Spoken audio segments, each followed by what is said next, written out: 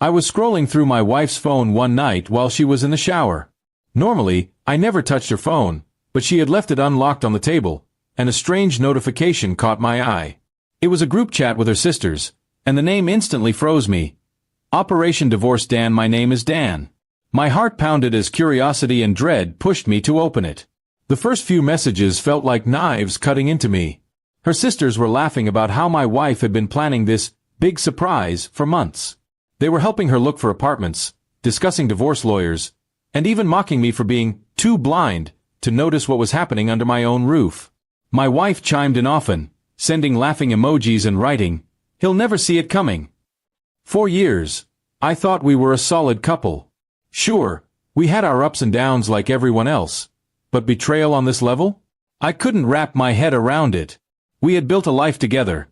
10 years of marriage, 2 kids, a home.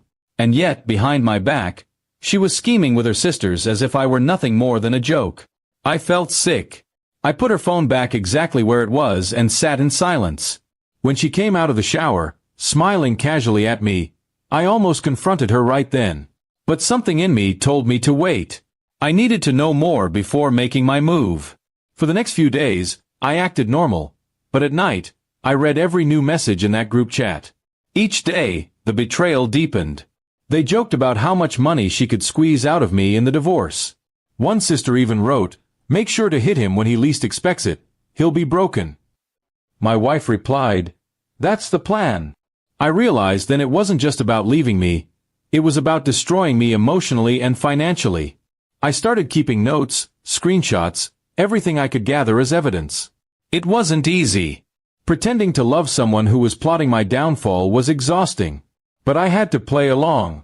She was waiting for the perfect moment to pull the trigger, and I needed to be ready when she did. Finally, the day came. She sat me down with a strange smirk and said, "Dan, I think we need to talk." I could tell she thought she was about to deliver the final blow. I let her speak, watched her fake tears as she claimed she wasn't happy anymore, that she needed space. Her script was rehearsed, almost word for word from the chat. When she finished, I didn't argue. Instead, I calmly pulled out my phone and showed her the screenshots of the group chat. Her face went pale. The confident act she had prepared crumbled instantly. She tried to grab the phone from me, stammering, "Dan, it's not what you think." But the evidence was too clear. Her sisters had been cheering her on for weeks, encouraging her cruelty, and now, all their words were right in front of her. I told her I had already spoken to a lawyer and that this time, I would be the one filing for divorce. She was stunned. The surprise she had prepared for me had backfired completely. The fallout was ugly. Her sisters tried to defend her, but I forwarded them copies of their own words. They quickly backed off, embarrassed. My wife begged me to reconsider, saying it was just a joke, and that she didn't really mean it. But betrayal like that can't be undone. I moved out the next week and started preparing my case.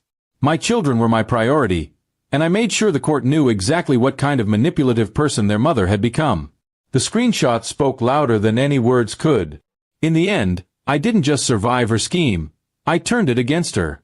She lost the upper hand she thought she had, and I walked away with dignity and tact. It hurt, yes, but it also opened my eyes to the truth.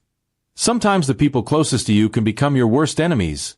Now, months later, I'm rebuilding my life. The scars remain, but I'm stronger for it. And every time I think back to that group chat named Operation Divorce Dan, I remember the lesson it taught me. Never ignore the signs, and never underestimate the power of truth when betrayal hides in the dark.